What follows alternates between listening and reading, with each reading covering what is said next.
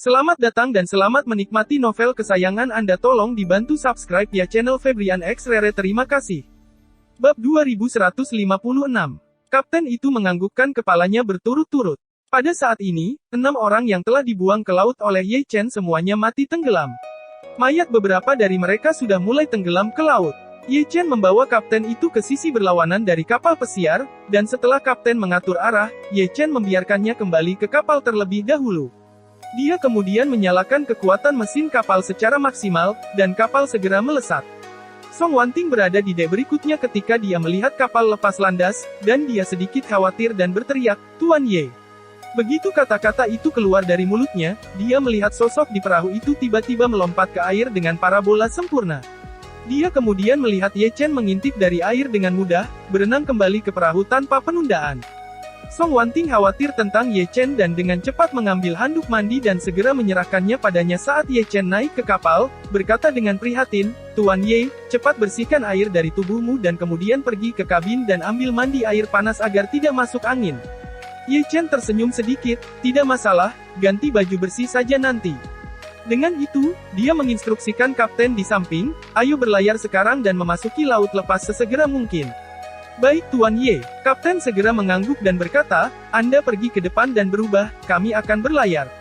Ye Chen kembali ke kabin dan berganti menjadi satu mantel bersih, kru membantunya memasukkan pakaian yang direndam air laut ke dalam mesin cuci pengering, sehingga dalam beberapa jam, pakaian itu bisa dicuci dan dikeringkan. Pada saat ini, Su Ruoli diatur di kamar tidur besar di lantai pertama. Karena Ye Chen sebelumnya telah menyegel meridiannya, dia hanya bisa duduk di sofa saat ini dan tidak bisa bergerak. Ye Chen dengan sopan mengetuk pintu, jadi dia mendorong pintu masuk, menatap Su Ruoli dan bertanya, "Bagaimana perasaanmu?" Su Ruoli sedikit malu dan berkata, "Aku baik-baik saja. Kita iklan dulu ya bosku biar gak di-reupload lagi di subscribe ya channel Febrian X Rere. Terima kasih." Setelah itu, dia sangat bingung dan bertanya, "Bisakah Anda memberitahu saya bagaimana Anda melakukannya?" Ye Chen mengerutkan kening dan bertanya, "Bagaimana cara kerjanya?" Su Ruoli bertanya, "Bagaimana Anda bisa menghilangkan racun dalam tubuh saya secara instan? Dan itu membantu saya menghentikan pendarahan, dan yang tidak dapat saya pahami lagi adalah bahwa mobilitas fisik saya tampaknya sangat terbatas." Ye Chen berkata dengan acuh tak acuh, "Karena kamu seorang Daois bela diri, kamu harus memiliki pemahaman tentang kekuatan internal, kan?" Su Ruoli mengangguk dan berkata dengan serius, "Aku tahu tentang kekuatan internal, tetapi ini tampaknya benar-benar di luar jangkauan kekuatan internal, kan? Orang-orang Dao bela diri melatih kekuatan internal mereka dengan susah payah untuk meningkatkan kualitas dan kekuatan fisik mereka. Kekuatan ini hanya dapat beroperasi di tubuh mereka sendiri, tetapi kekuatan internal Anda tampaknya dapat beroperasi di tubuh saya. Ini terlalu menakjubkan." Mobile One Second Remember memberi Anda bacaan doksologi yang luar biasa. Ye Chen menyeringai dan berkata dengan wajah arogan, "Kekuatan internal saya, dan kekuatan internal Anda, adalah hal yang sama sekali berbeda," kata orang dahulu. "Bagaimana cahaya kunang-kunang dapat bersaing dengan matahari dan bulan? Jika kekuatan internal saya adalah matahari dan bulan, maka kekuatan internalmu hanyalah kunang-kunang." Kita iklan dulu ya bosku biar gak di-reupload lagi di subscribe ya channel Febrian X Rere. Terima kasih. Bab 2157. Sejak zaman kuno, seni bela diri Tiongkok telah menekankan akumulasi, gerakan, dan penggunaan energi internal dalam tubuh, dan apa yang disebut 8 meridian, Qi yang tenggelam dalam dantian, minggu besar, dan minggu kecil, adalah semua berdasarkan teori ini. Logika Qi secara keseluruhan kurang lebih sama dengan energi internal. Perbedaan yang paling jelas adalah, selain akumulasi, pengoperasian dan penggunaan Qi di dalam tubuh, Qi juga memiliki kemampuan untuk dikeluarkan secara eksternal. Tidak peduli seberapa kuat kekuatan internalnya, itu hanya bisa mengandalkan tubuhnya sendiri, dan seorang ahli internal yang baik dapat membunuh banteng seberat 1000 pon atau bahkan seekor gajah dengan satu pukulan. Tetapi meskipun demikian, dia tidak dapat mencapai kemampuan untuk membunuh seekor tikus di udara. Alasan untuk ini adalah karena kekuatan internal tidak dapat dilepaskan secara eksternal. Pada akhirnya, kekuatan internal sebenarnya adalah aura versi entry level dan low macet. Energi spiritual, di sisi lain, 180.000 mil lebih tinggi dari energi internal. Perbedaan antara keduanya seperti perbedaan antara primata dan manusia. Meskipun DNA antara primata dan manusia memiliki hampir 99+ kesamaan, perbedaan antara keduanya tetap merupakan perbedaan antara langit dan bumi.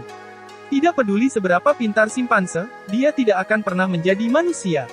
Ada jurang yang tak dapat diatasi di antara keduanya. Di antara seniman bela diri di Tiongkok, setidaknya ada puluhan ribu orang yang ahli dalam ki internal. Namun, di antara puluhan ribu orang ini, hampir tidak ada yang bisa melatih ki batin mereka menjadi aura. Jika Ye Chen tidak mendapat bantuan dari 9 Suan Heavenly Scriptures dan batu roh dari sebelumnya, bahkan jika dia meminum lebih banyak pil permajaan, dia tidak akan bisa membentuk aura di tubuhnya. Ini adalah kesempatan yang benar-benar hebat, yang tidak dapat diperoleh orang biasa dalam beberapa kehidupan. Secara alami, Ye Chen tidak dapat memberitahu Suruwarwi situasi sebenarnya, tetapi sebuah kalimat tentang cahaya kunang-kunang dan matahari dan bulan telah menyebabkan Suruwarwi sangat ketakutan. Dia bergumam dalam hatinya, jadi kekuatan internalnya telah mencapai tingkat yang lebih tinggi, tidak heran dia begitu kuat sehingga dia mesum, dan dia bisa menyelamatkan hidupku dengan mudah, ini jauh lebih kuat daripada dao bela diri yang aku tahu. Ye Chen berkata dengan tenang saat ini, meskipun racun di tubuhmu telah dihilangkan, lukamu masih dalam keadaan terbuka, jadi aku akan membantumu melepaskan baut panah dan kemudian membersihkan lukanya. Suruoli melihat luka di kakinya, baut panah hampir dari pangkal pahanya melalui seluruh pahanya, dia tidak bisa menahan diri untuk tidak dengan malu menduga, aku masih memakai legging hitam, tetapi jika aku ingin dia membantunya, saya dengan lukanya, dia pasti harus melepas celana saya atau merobeknya terbuka untuk melakukannya. Tapi memang benar bahwa bagian ini agak terlalu pribadi. Ketika Ye Chen melihat bahwa Suruwarwi kurang lebih pemalu, pikiran pertama yang muncul di benaknya adalah, atau dia bisa membiarkannya menanganinya sendiri, seorang pembunuh yang terlatih secara profesional seperti dia pasti sangat pandai menangani sesuatu yang kecil, sebagai luka. Namun, pikiran lain muncul di benaknya tepat setelah itu, kepribadian wanita ini sekuat kuda liar-liar, dan kemampuannya kejam dan kejam. Untuk wanita seperti itu, jika Anda ingin dia jujur dan patuh mulai malam ini dan seterusnya, kamu harus terlebih dahulu menjatuhkan harga dirinya sepenuhnya. Memikirkan hal ini, Ye Chen berkata dengan ekspresi dingin, ayo, aku akan membantumu duduk di kursi malas, kamu berbaring di atasnya dan aku akan membantumu dengan lukamu. Edisi pertama, Suruoli gelisah dan berkata, itu atau aku akan melakukannya sendiri, tolong beri aku tang, dan beri aku sedikit salep untuk membersihkan luka dan beberapa kain kasa untuk membalut. Ye Chen berkata tanpa ekspresi, bukan tidak mungkin bagi Anda untuk menanganinya sendiri, tetapi pembuluh darah di kaki kaya, dan ketika Anda menarik baut panah keluar, lukanya pasti akan berdarah berat, dan jika lukanya sudah terluka, arteri, begitu Anda dengan gegabah menarik baut panah keluar dan lukanya terbuka, maka itu mengancam jiwa, dan jika itu melukai saraf, itu mungkin meninggalkan kecacatan di masa depan. Bab 2158. Suruoli juga jelas bahwa tidak apa-apa baginya untuk menangani luka biasa, tetapi jika itu benar-benar melukai arteri, masih akan agak sulit baginya untuk memulai. Terlebih lagi, jika saraf terluka, itu memang akan meninggalkan beberapa efek samping, dan jika ada efek samping, kekuatannya pasti akan terpengaruh. Memikirkan hal ini, hati Suruwarwi ragu-ragu, tidak tahu apakah dia harus membiarkan Ye Chen membantu. Ye Chen, bagaimanapun, adalah seorang ahli yang kekuatannya jauh melampaui dirinya sendiri, dan jika dia adalah orang yang menangani luka-lukanya, itu pasti akan jauh lebih dapat diandalkan daripada berurusan dengan mereka sendiri. Ketika Ye Chen melihat ekspresinya berjuang, dia memotongnya dan berkata, baiklah, jangan berlama-lama, hidup lebih penting dari apapun, dan saya yakin Anda tidak ingin kaki Anda cacat, jika tidak, kecantikan kecil yang berjalan tetapi lereng, itu terlalu jelek. Mengatakan itu, dia sudah mengulurkan tangannya ke Suruwarwi, dan berkata dengan nada yang tidak diragukan lagi, ayo, aku akan membantumu ke kursi malas. Suruoli melihat sikap Ye Chen ini untuk mengatakan satu hal, dan tiba-tiba merasa sedikit malu di dalam, dia bahkan berbisik, aku bisa melakukannya sendiri. Setelah mengatakan itu, dia mencoba menggunakan tangannya untuk menopang dirinya sendiri, tetapi setelah mencoba beberapa kali, dia menemukan bahwa dia tidak bisa membuat lengannya bekerja sama sekali. Ye Chen melihat tatapannya yang tak berdaya dan berkata dengan tenang, jangan repot-repot, meridianmu telah disegel sementara olehku, tubuhmu tidak bisa. Suruoksi sedikit ngeri di bawahnya, jadi dia harus dengan patuh menyerahkan tangannya ke Ye Chen dan berbisik, kalau begitu, itu merepotkanmu. Ye Chen mengulurkan tangannya untuk memegang tangan kecilnya yang lembut dan dingin, lalu dia langsung membantunya berdiri. Suruoli pertama kali dipegang oleh tangan seorang pria seperti ini, dan jantungnya yang gugup berdetak seperti genderang. Dia tumbuh bersama ibunya dan selalu berlatih keras dalam seni bela diri, belum lagi jatuh cinta, dia bahkan tidak memiliki kesempatan untuk bergaul dengan anak laki-laki. Sekarang tiba-tiba dipegang oleh tangan seorang pria dengan sangat erat, hatinya secara tidak sadar panik. Ye Chen membantunya ke kursi malas dan membiarkannya berbaring dengan lembut di atasnya, lalu mengunci fungsi goyang kursi malas dan berkata kepadanya, "Aku akan memotong kaki celanamu dulu." Ketika Surwarwi mendengar ini, dia tersipu malu dan bertanya pada dirinya sendiri dengan putus asa, "Apakah kamu benar-benar ingin memotong celanamu? Kalau begitu, bukankah seluruh pahanya akan terbuka padanya?" Tepat ketika Surwarwi tidak cukup bisa menerima keputusan Ye Chen sudah mengambil gunting dan mengikuti posisi di mana baut panah masuk, naik beberapa sentimeter, dan memotong seluruh kaki celana Surwarwi. Surwarwi hanya merasakan dingin yang tiba-tiba di kaki kanannya, dan ketika dia melihat ke bawah, kaki indahnya yang ramping benar-benar terbuka ke udara, dan dia menutupi wajahnya dengan malu-malu. Ye Chen tidak menyangka bahwa kaki Surwarwi akan sangat tampan, bahkan jauh melebihi semua wanita yang dia kenal. Ini mungkin banyak berkaitan dengan fakta bahwa Surwoli telah berlatih seni bela diri sejak kecil. One Second Remember di ponsel Anda memberi Anda novel senja yang indah untuk dibaca. Kakinya tidak hanya ramping, tetapi juga sangat lurus dan bahkan memiliki garis otot yang tersembunyi. Mereka sama bagusnya atau bahkan lebih baik dari para supermodel itu, mereka pasti satu dari sejuta kaki yang sangat indah. Surwoli melihat Ye Chen menatap kakinya tanpa bergerak, di dalam hatinya, selain malu, dia sedikit banyak kesal, dia merasa bahwa meskipun pria ini sangat kuat, dia tampaknya tidak berbeda dari mereka yang bernafsu, laki-laki. Jadi, dengan sedikit marah, dia bertanya, "Apa yang kamu lihat?" Ye Chen mengangkat kepalanya, tersenyum dan berkata terus terang, "Saya melihat kaki Anda, dan Anda memiliki kaki yang indah." Kita iklan dulu ya bosku biar gak di-re-upload lagi di subscribe ya channel Febrian X Rere terima kasih. Bab 2159. Surwarwi tidak menyangka Ye Chen begitu murah hati dalam mengakui melihat kakinya. Dia bertindak begitu terbuka dan alami, dan itu langsung membuat suasana marah Surwarwi tampak sedikit bingung. Surwarwi, yang awalnya masih sedikit menuduh Ye Chen, tiba-tiba bingung harus berbuat apa.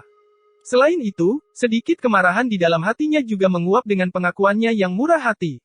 Jadi, dia hanya bisa menatap Ye Chen dengan malu, lalu memalingkan wajahnya dan berbisik dengan sedikit malu, "Jika kamu sudah cukup melihat, tolong bantu aku sembuh."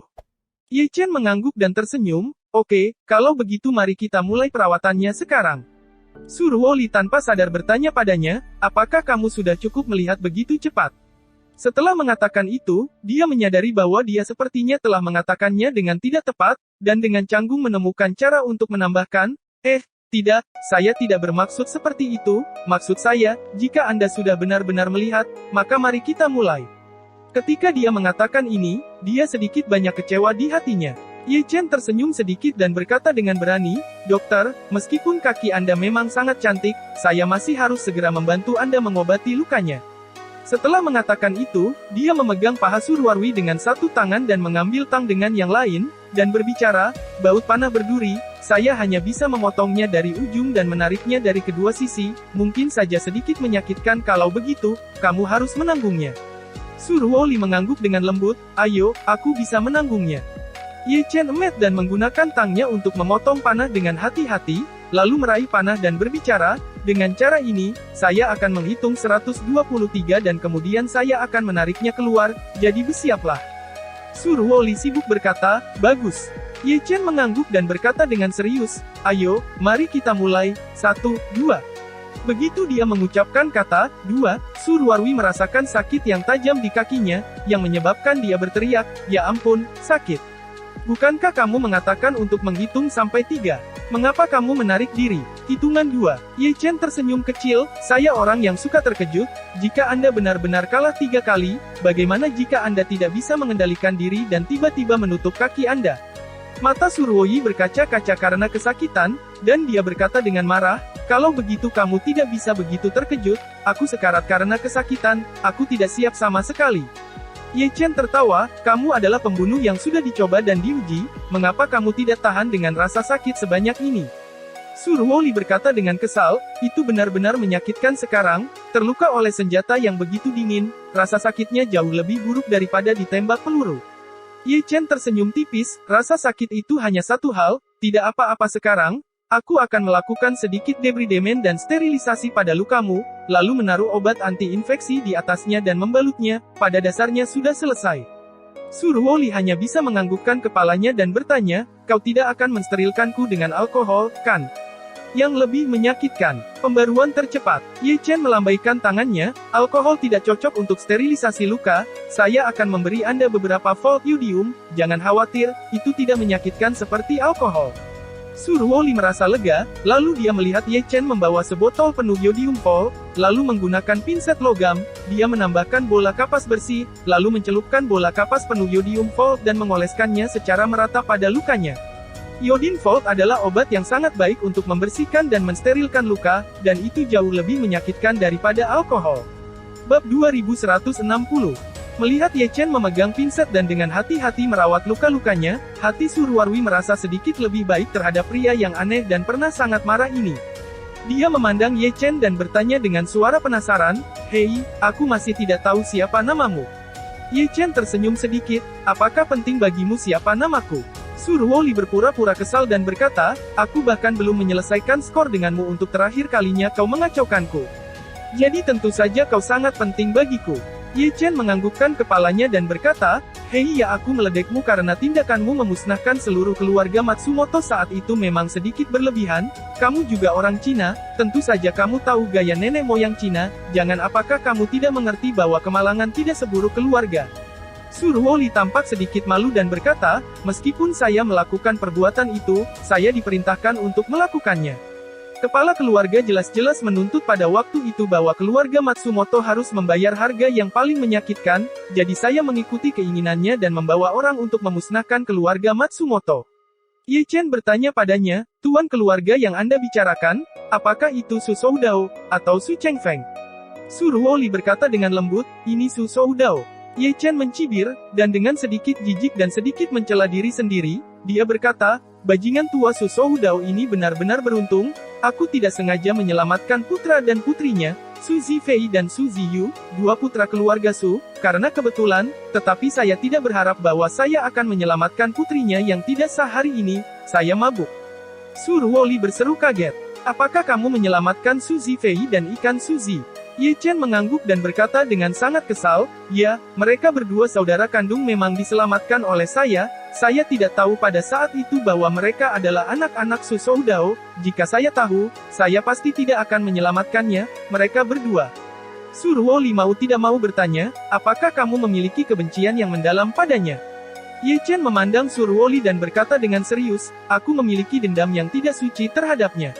Mengatakan itu, Ye Chen menambahkan, "Saya mengatakan bahwa cepat atau lambat, saya akan membuatnya berlutut di depan saya, menangis dan meminta maaf kepada saya dan memohon pengampunan, dan ketika saatnya tiba, saya mungkin akan memenggal kepalanya dengan satu pukulan, menebas, atau aku mungkin menertawakannya, apakah dia hidup atau mati tergantung pada takdirnya sendiri." Ye Chen masih tidak tahu seberapa besar hubungan kematian orang tuanya dengan Su Soudao. Dari informasi yang dia miliki sejauh ini, saat itu, Su Soudao memang musuh ayahnya dalam segala hal, dan bahkan secara pribadi membentuk aliansi anti-daun yang terkenal saat itu. Namun, masih belum diketahui apakah atau berapa banyak kematian orang tuanya ada hubungannya dengan aliansi anti-daun. Dalam spekulasi Ye Chen, ada tiga pihak yang harus bertanggung jawab atas kematian orang tuanya, satu adalah keluarga Ye, satu adalah keluarga Su, dan yang lainnya, keluarga Rothschild di Eropa. Hanya saja, dia belum mengetahui siapa yang paling bertanggung jawab atas ketiga pihak tersebut. Surwoli terkejut mendengarnya, dan bertanya dengan ragu-ragu, "Bisakah Anda memberitahu saya kebencian seperti apa yang Anda miliki dengannya?" Ye Chen dengan samar berkata, "Kamu tidak perlu menanyakan ini secara detail." Surwoli mengangguk agak kecewa, lalu bertanya, "Kalau begitu, bisakah kamu memberitahuku siapa namamu?" Ye Chen berkata dengan acuh tak acuh, "Nama keluarga saya adalah Ye, dan nama saya adalah Ye Chen." Surwoli bergumam pada dirinya sendiri, nama belakang Ye memanggil Ye Chen. "Murphy." Surwoli mengatakan ini, matanya menatap lurus ke arah Ye Chen dan berseru, "Mungkinkah kamu anggota keluarga Ye?"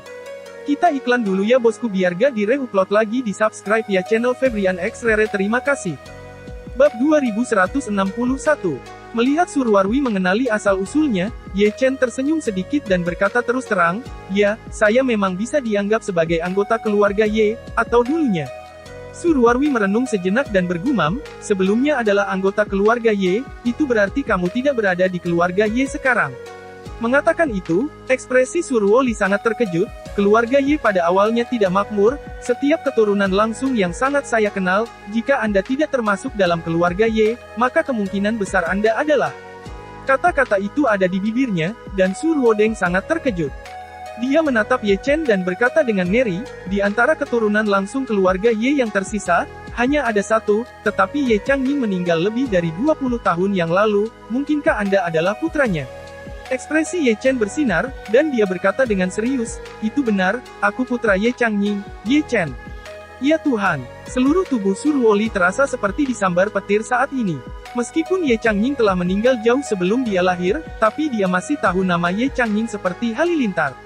Tidak hanya itu, dia juga tahu beberapa masa lalu ayahnya Su Soudao dengan Ye Changying saat itu. Dia tahu bahwa pesaing terbesar ayahnya dalam hidupnya adalah Koma Ye. Dia juga tahu bahwa pukulan terbesar yang diterima ayahnya dalam hidupnya juga datang dari Ye Changying. Saat itu, ketika ada orang acak di Yanjing yang menyebut Ye Changying, itu pasti akan diacungi jempol dengan kedua tangan penuh pujian dan kekaguman. Dan ketika mereka menyebut Su Soudao, masing-masing dari mereka menunjukkan sedikit penyesalan lagi. Banyak orang menyesalkan bahwa Su Soudao lahir pada waktu yang tidak tepat karena Ye Changying terlalu mempesona, benar-benar menghancurkan semua keanggunan di Su Soudao. Seperti kata pepatah, baik yin dan yang bersinar, akan sempurna untuk menggambarkan dua orang ini. Surwoli juga tahu bahwa ayahnya tidak hanya ditekan oleh Ye Changying, tetapi yang lebih penting, bahkan istri aslinya adalah salah satu pelamar paling setia Ye Changying saat itu.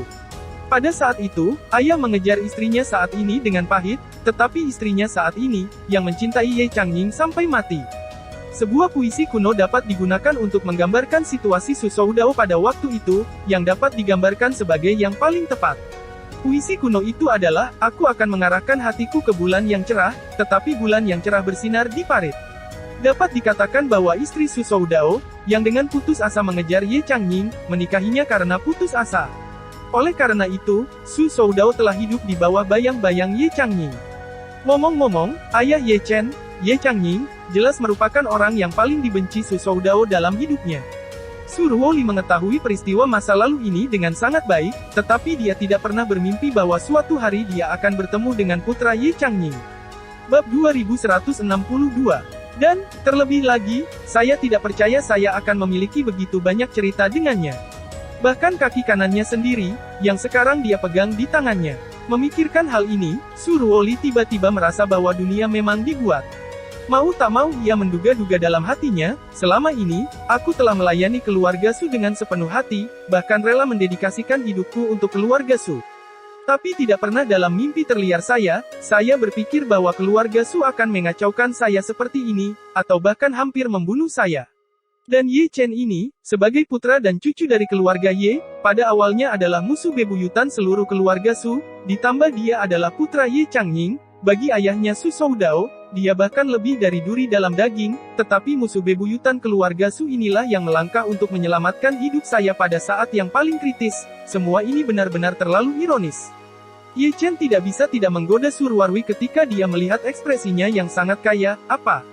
Mengetahui bahwa saya adalah anggota keluarga Ye, apakah itu segera memunculkan kebencian yang Anda miliki sebagai Su dan di hati Anda, untuk keluarga Ye?" Surwoli buru-buru melambaikan tangannya dan berkata dengan sedikit panik, "Bukan itu yang kamu pikirkan. Jika aku tahu kamu adalah anggota keluarga Ye sebelum hari ini, maka aku akan semakin membencimu."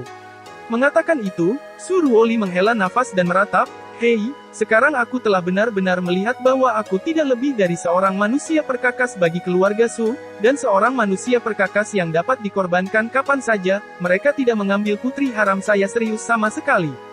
Pada titik ini, Surwoli berkata dengan ekspresi yang agak mencela diri sendiri, "Ayah saya sangat khawatir istrinya mengetahui asal-usul saya, mungkin masih merupakan hal yang baik baginya bahwa saya sudah mati, setidaknya itu akan terjadi, membuat asal-usulku naik dalam asap dan mati bersamaku, dan dia tidak perlu khawatir tentang istri tercintanya karena mengetahui fakta bahwa dia pernah mengkhianati pernikahannya."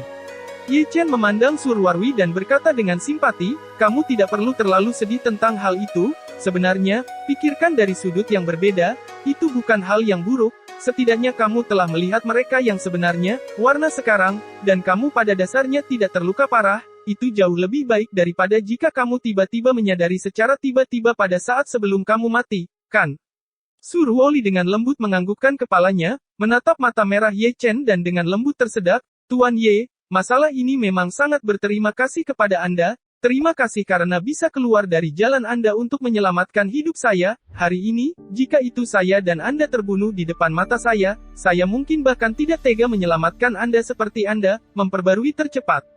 Ye Chen berkata dengan serius, itu pasti, kamu tidak hanya tidak akan menyelamatkanku, tetapi kamu sendiri mencoba membunuhku.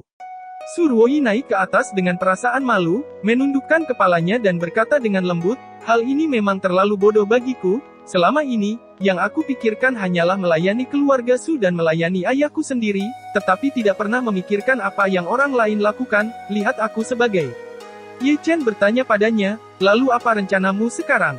Surwoli sedikit terkejut dan bertanya, Tuan Ye, bukankah Anda mengatakan bahwa Anda ingin membawa saya ke Jinling?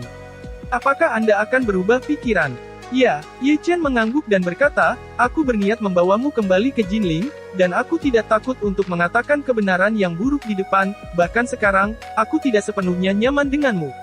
Pada titik ini, Ye Chen melanjutkan, jadi, setelah Anda kembali ke Jinling dengan saya tidak akan memberikan kebebasan Anda segera, tetapi saya akan membatasi Anda sampai setelah saya menyelesaikan masalah saya, atau ketika saya merasa bahwa Anda memang 100% dapat dipercaya sebagai pribadi, maka Anda bisa mendapatkan kembali kebebasan Anda. Surwoli menganggukkan kepalanya berulang kali tanpa berpikir, dan berkata dengan serius, saya sangat mengerti apa yang Anda katakan, jika saya berada di posisi Anda, saya tidak akan langsung percaya pada diri saya sendiri. Segera, Surwoli tersenyum sedikit pahit dan berkata, Tuan Ye, mulai sekarang, itu akan merepotkanmu. Tapi jangan khawatir, aku, Surwoli, selalu mengatakan satu hal sejak aku masih kecil. Mulai sekarang, aku tidak akan pernah mendurhakaimu dengan cara apapun, aku juga tidak akan pernah berniat menyakitimu, atau siapapun di sekitarmu. Dan saya akan mengikuti instruksi Anda ke surat itu ketika saya mencapai paviliun emas. Bagaimanapun, kamu menyelamatkan hidupku. Kita iklan dulu ya bosku biar gak di-re-upload lagi di subscribe ya channel Febrian X Rere terima kasih. Bab 2163. Ye Chen memutuskan untuk menyelamatkan Surwarwi karena dia melihat niat keluarga Su untuk membunuhnya, mengikuti prinsip dasar, musuh dari musuhku adalah temanku. Selama Surwarwi sudah memiliki diafragma di hatinya terhadap keluarga Su, orang ini bisa menjadi bantuan besar bagi Ye Chen untuk membalas dendam pada keluarga Su di masa depan. Jika dikendalikan dengan benar, mengubah Surwarwi menjadi salah satu anak buahnya bukanlah hal yang mustahil menurut pendapat Ye Chen. Jika Anda ingin mengambil seseorang di bawah sayap Anda, hal yang paling penting adalah membuat dia berhutang budi kepada Anda terlebih dahulu. Dan di dunia ini, tidak ada bantuan yang lebih penting daripada menyelamatkan nyawa seseorang. Rencana langsung Ye Chen adalah pertama-tama membawa Surwarwi kembali ke Jinling dan kemudian menyembunyikannya dengan baik, kemudian tiba saatnya untuk menunggu dan melihat apa yang akan dilakukan keluarga Su selanjutnya. Adapun bergandengan tangan dengan Surwarwi untuk membalas dendam pada keluarga Su, ini tidak mendesak, Ye Chen suka merencanakan dan kemudian bergerak tidak sesederhana menguliti keluarga Su, setidaknya, itu harus membunuh setengah, hidupnya masuk akal. Setelah itu, Ye Chen lebih lanjut merawat luka Surwarwi. Setelah membalut luka tembus, Ye Chen berkata kepada Surwarwi, baiklah, lukanya hampir sembuh. Kapal kita masih akan melaut selama lebih dari 30 jam, jadi istirahatlah dengan baik di kamarmu dan hubungi kru secara langsung jika kamu membutuhkannya, apapun. Surwarwi mengangguk dengan lembut dan berkata dengan penuh terima kasih, Tuan Ye. Ye Chen melambaikan tangannya sedikit, ini hanya mengangkat tangan, tidak perlu terlalu sopan. Mengatakan itu, Ye Chen dengan hati-hati menurunkan kaki kanannya yang ramping dan berbicara, kamu istirahat, aku pergi dulu.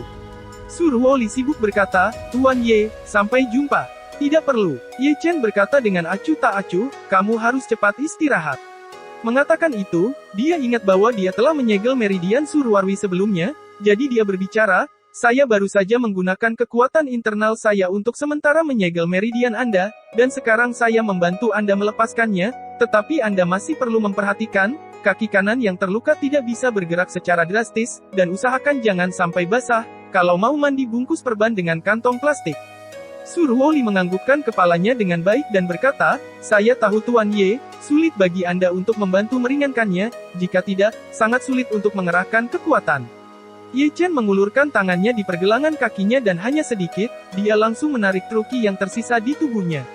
Surwoli juga langsung merasa pada saat ini bahwa meridian di tubuhnya, yang telah disegel, sepenuhnya terbuka pada saat ini, dan hatinya mau tidak mau menghela nafas lagi pada kehebatan Ye Chen. Ye Gongzi dapat mengontrol pembukaan dan penutupan meridian saya dengan mengaitkan jarinya, keterampilan ini sangat kuat melampaui kepercayaan, untungnya dia tidak tega membunuh saya, jika tidak, akan mudah untuk benar-benar menginginkan hidup saya. Pada saat ini, Ye Chen berdiri dan berbicara, tidak ada masalah lagi, kamu bisa istirahat, aku pergi. Surwoli buru-buru mengirimnya ke pintu dan berkata dengan hormat, Tuan Ye, hati-hati. Untuk Ye Chen, Surwarwi memang memiliki kekaguman di hatinya. Bukan hanya karena dia sangat kuat, tetapi juga karena identitasnya sangat tidak biasa. Menurut pendapat Surwoli, kekuatan Ye Chen luar biasa, dan dia juga tuan muda dari keluarga Ye dan putra Ye Changying, jadi dia memang layak menyebut dirinya tuan muda Ye. Saat ini, kapal yang ditumpangi Ye Chen sudah meninggalkan perairan teritorial Jepang dan masuk ke wilayah laut lepas. Di sisi lain, pasukan bela diri maritim Jepang juga akhirnya menunggu kapal keluarga Su di lokasi yang telah ditentukan. Bab 2164.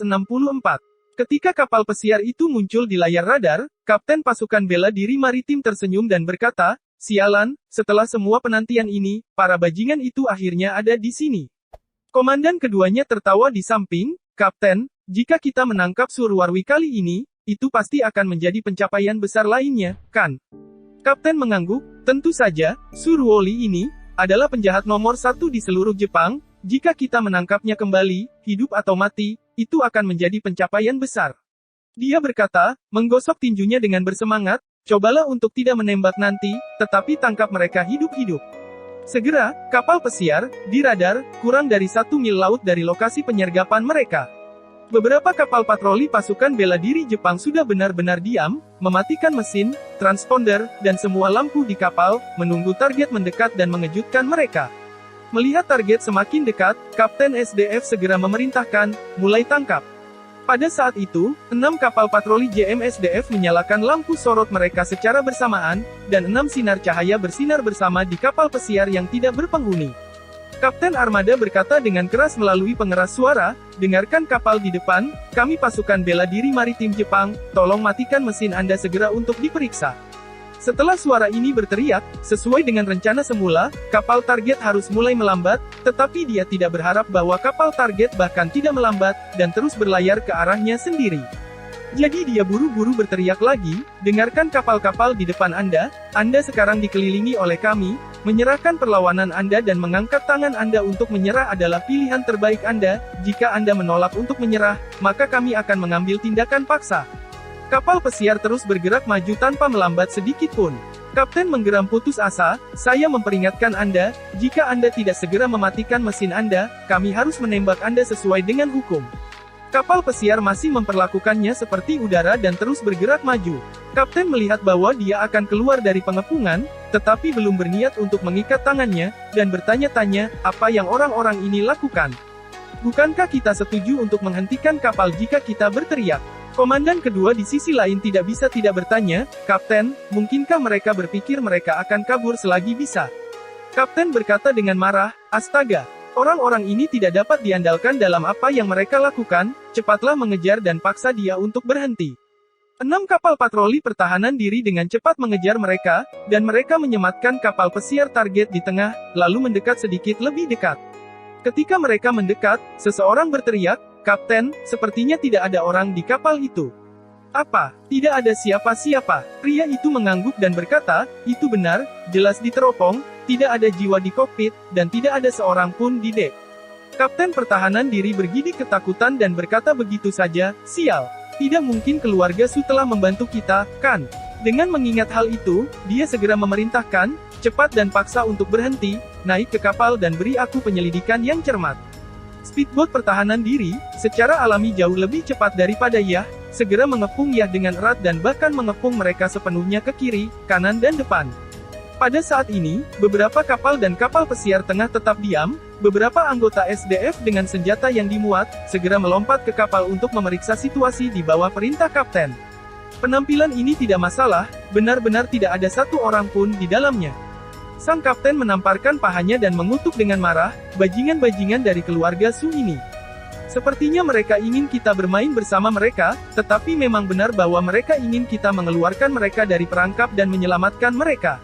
Bahkan kita berani mempermainkan mereka, mereka bosan hidup, bukan? Kita iklan dulu ya bosku biar gak di-reupload lagi di subscribe ya channel Febrian X Rere terima kasih. Bab 2165. Untuk mengatakan bahwa Su Chengfeng, rubah tua, memang memiliki beberapa trik di lengan bajunya. Dia berpura-pura menyelamatkan Su Ruarwi kali ini, tetapi itu tidak terlalu merugikannya karena seluruh pasukan bela diri Jepang adalah aktor yang bekerja sama dengannya secara gratis. Adapun mengapa pasukan bela diri Jepang bersedia bekerja sama dengan Su Chengfeng secara gratis, itu kembali ke masa ketika Su Ruarwi dan para ahli keluarga Su lainnya ditangkap. Pada saat itu, Su Ruoli dan yang lainnya memusnahkan keluarga Matsumoto dan mempermalukan seluruh departemen kepolisian Tokyo, dan kemudian secara kolektif berencana untuk melarikan diri dari Osaka tepat saat pesawat akan lepas landas, membuat pasukan bela diri Jepang turun tangan, dan menangkap seluruh kelompok. Jadi, insiden ini langsung memberi SDF reputasi yang bagus. Sementara orang-orang memuji SDF atas upaya mereka, mereka juga memarahi Departemen Kepolisian Metropolitan Tokyo, dengan mengatakan bahwa mereka terlalu tidak berguna. Masalah pertama, sebelum ini, reputasi pasukan bela diri Jepang di seluruh Jepang, serta status sosial mereka, tidak terlalu tinggi. Sejak kekalahan mereka dalam Perang Dunia II, warga Jepang memiliki rasa hormat yang jauh lebih sedikit terhadap militer daripada sebelumnya. Setelah pasukan bela diri Jepang menyadari bahwa penangkapan Su Ruofeng telah sangat meningkatkan status sosial mereka, mereka menikmati perasaan menjadi pusat perhatian dan bertekad untuk menciptakan keajaiban lain. Su Chengfeng yang cerdik, merasakan melalui pujian warga negara Jepang untuk SDF, bahwa SDF pasti menikmati perasaan ini, jadi dia langsung menugaskan orang-orang untuk menarik tali dan berkomunikasi dengan petinggi SDF, ingin bekerja dengan SDF dalam waktu singkat, drama besar. Drama besar ini juga sangat sederhana, yaitu SDF Jepang membantu Su Ruarwi melarikan diri, dan kemudian keluarga Su akan membimbing Su Ruarwi untuk jatuh langsung ke jaring hukum yang disiapkan oleh SDF dalam proses melarikan diri. Dengan cara ini, pasukan bela diri Jepang sekali lagi akan berhasil menangkap Su Ruoli yang melarikan diri, dan pasti akan menerima pengakuan yang lebih besar dari warga. Selain itu, desain aslinya adalah agar dia melarikan diri dari Departemen Kepolisian Tokyo setelah semua tahanan diserahkan ke Departemen Kepolisian Tokyo. Dengan begitu, pasukan bela diri Jepang akan sepenuhnya keluar dari gambaran, sambil menyeret Departemen Kepolisian Metropolitan Tokyo ke bawah bersama mereka. Setelah tahanan melarikan diri, pasukan bela diri Jepang kemudian akan mencegat tahanan dari laut, sambil menjalankan serangkaian kampanye propaganda di media. Itu akan sama seperti jika pasukan bela diri Jepang telah menangkap pelakunya di Bandara Osaka, kemudian Departemen Kepolisian Metropolitan Tokyo, setelah menyerahkan pelakunya, akan menyingkirkan semua pelakunya, dan kemudian pasukan bela diri Jepang akan menghapus batu tulis untuk Departemen Kepolisian Metropolitan Tokyo, menangkap atau membunuh pelakunya. Dengan cara ini, pasukan bela diri Jepang JSDF mengambil keuntungan dari kedua belah pihak, sementara Badan Polisi Metropolitan Tokyo TPA berada di tengah. Karena itu, pasukan bela diri Jepang bekerja sama tanpa syarat dengan rencana Su Chengfeng untuk merebut kembali Su Ruoli, sekali lagi memainkan peran menyelamatkan momentum. Su Chengfeng memang cerdik dalam perhitungan. Dia tidak hanya memasukkan pasukan bela diri Jepang dalam perhitungannya, dan membuatnya sangat membantunya, tetapi dia juga menghitung Su Ruarwi dan seluruh keluarga He. Keluarga He sangat memperhatikan keselamatan Su Ruarwi, dan sejak Su Chengfeng berjanji pada keluarga He bahwa dia akan mendapatkan kembali Su Ruarwi, keluarga He sangat berterima kasih padanya. Sekarang, keluarga Su memang telah menyelamatkan Su Ruarwi dari Tokyo, dan itu saja sudah cukup bagi seluruh keluarga He untuk bersyukur. Tapi bagaimana keluarga He bisa tahu bahwa Tuan Su baru saja mengadakan pertunjukan untuk mereka? Rencana awalnya adalah untuk menyelamatkan Su Ruarwi dari Departemen Kepolisian Tokyo di sisi ini dan menyerahkannya ke pasukan bela diri Jepang di sisi itu.